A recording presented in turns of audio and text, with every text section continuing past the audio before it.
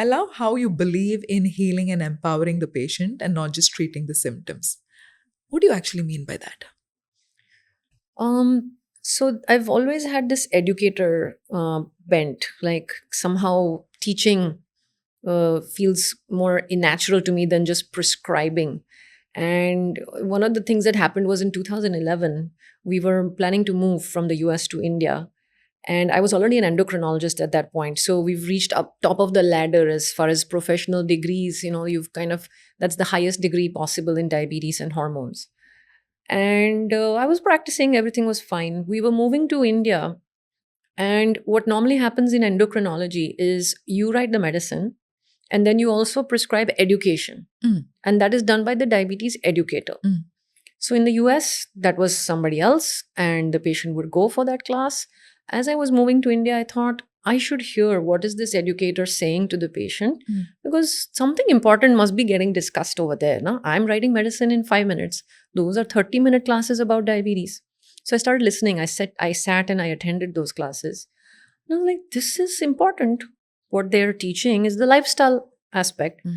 And I'm just giving the medicine. But a lifestyle disease, type 2 diabetes is a lifestyle disease. So I thought if I move to India like this, without knowing how to be a diabetes educator, then what the doctor patient relationship is called is compliance. Mm. The patient must comply with my advice. Mm. So in the US, the word is non compliant patient, Mm. or in India, uncooperative patient. Okay. These are words in our doctor societies, which basically says patient is not interested to change. But that's so bad to say that about a patient. Why would they come to you and pay fees and wait in the queue and spend hours and half of the day if all they want to do is come and sit and not listen Mm. and not cooperate? I mean, it's their health. So somehow I was not liking this idea that doctors are telling the patient to do what the doctor says. So I decided to become a diabetes educator before moving Mm. from the US to India. And in learning that course, there were two columns, and it said you can either be in the patient compliance model or the patient empowerment model. Okay. Immediately, my eyes opened. Okay. Obviously, I want the empowerment model. It's no fun pushing the patient, forcing them do this, do this. Why don't we empower them with information? When they feel right, they will move in that direction. They will make better choices or make more informed choices.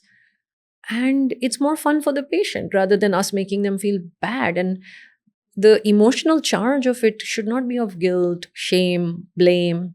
They're coming into the doctor's office to feel better, I hope, Mm. right? Not to be yelled at and scolded.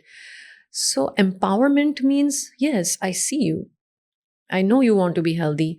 Do you realize that this is getting in the way of your goals? Did you know, for example, did you know that this food habit is raising your glucose? And then you're coming to me and I have to write the medicine. Do you want more medicine or do you want to change the habit? If only you knew that, maybe you would change the habit. Mm. That's an empowering approach.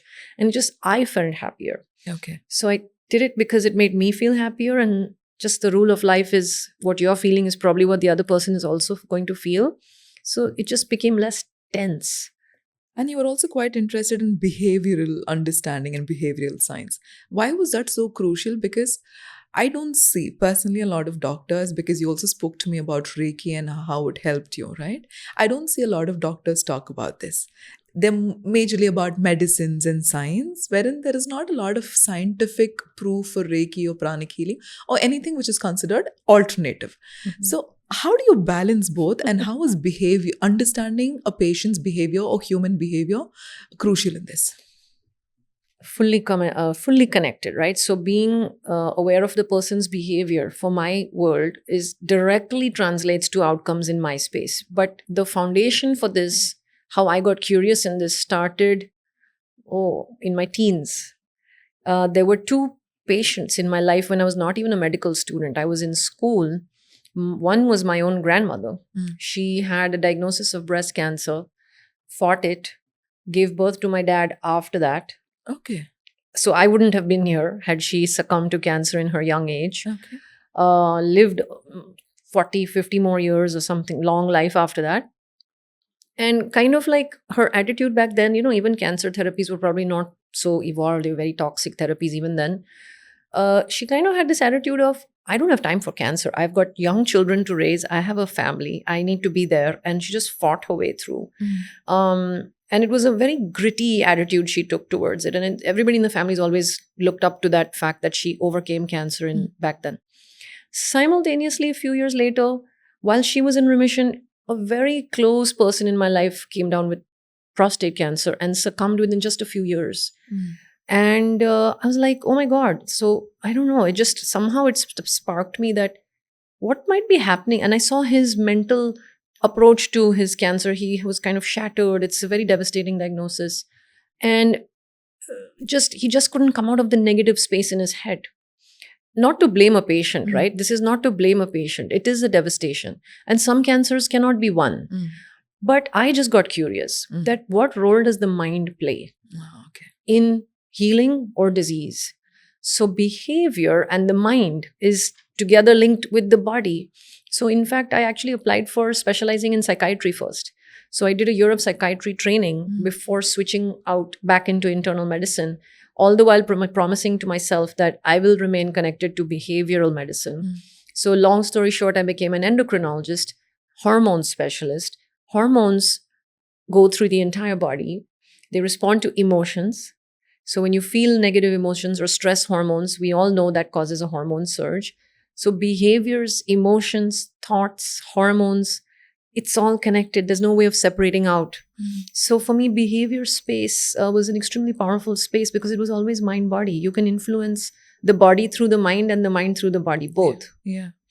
And how do our hormones kind of change our behavior? So, being women will a lot of times say, right, that, oh, in my this time of the month, I'm feeling different. And genuinely, when female hormones are on the low end, when the estrogen is on the low end, you can have a low mood. So your hormones do affect how you feel. If your cortisol is too high for too long, stress hormone is pounding. It can lead to depression.